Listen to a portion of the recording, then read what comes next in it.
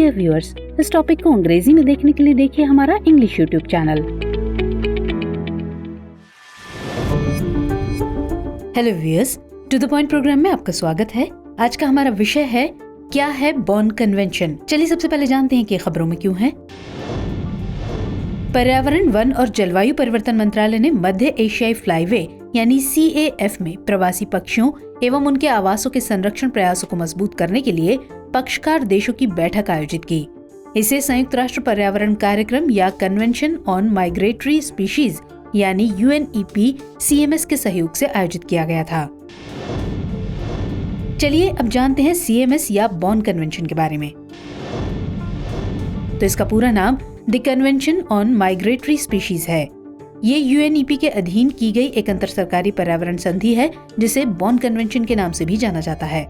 ये एकमात्र कन्वेंशन है जो जंगल से प्रजातियों को लेने या उनके इस्तेमाल से संबंधित है। इस संधि पर बॉन जर्मनी में 1979 में हस्ताक्षर किए गए थे और ये 1983 में लागू हुई थी। 1 मार्च 2022 तक CMS में 133 पार्टियां हैं। भारत 1983 से इस कन्वेंशन का एक पक्षकार है। CMS के अंतर्गत 2 परिशिष्ट हैं।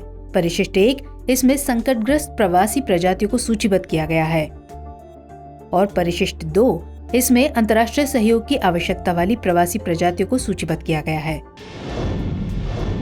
चलिए अब इसके लक्ष्य और उद्देश्य को देखते हैं। इसका उद्देश्य स्थलीय, समुद्री और एवियन प्रवासी प्रजातियों को उनकी सीमा में संरक्षित करना है। प्रवासी प्रजाति ऐसी प्रजाति होती है जो भोजन, तापमान, आश्रय आदि जैसे कारकों के कारण चक्रीय रूप से और अनुमानित रूप से एक या अधिक राष्ट्रीय अधिकार क्षेत्र की सीमाओं को पार करती है। ये वैश्विक स्तर पर संरक्षण उपायों को संचालित करने के लिए कानूनी नींव रखता है। CMS के तहत कानूनी उपकरण कानूनी रूप से बाध्यकारी समझौतों से लेकर कम औपचारिक OMU तक हो सकते हैं। आइए बात करते हैं भारत और CMS की। भारत ने निम्नलिखित के संरक्षण और प्रबंधन पर CMS के साथ एक गैर कानूनी रूप से बाध्यकारी समझौता ज्ञापन यानी MOU पर हस्ताक्षर किए हैं।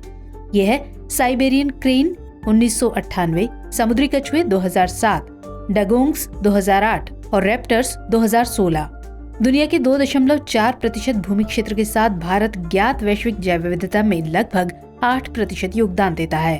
Bharat Amur falcon, bar headed geese, dugong, humpback whale आदि सहित कई प्रवासी प्रजातियों को अस्थायी आश्रय भी प्रदान करता है।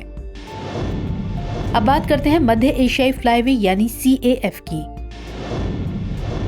ये पक्षियों के लिए एक प्रमुख प्रवासी मार्ग है जो आर्कटिक महासागर से हिंद महासागर तक 30 देशों तक फैला हुआ है। भारतीय उपमहाद्वीप CAF का एक हिस्सा है।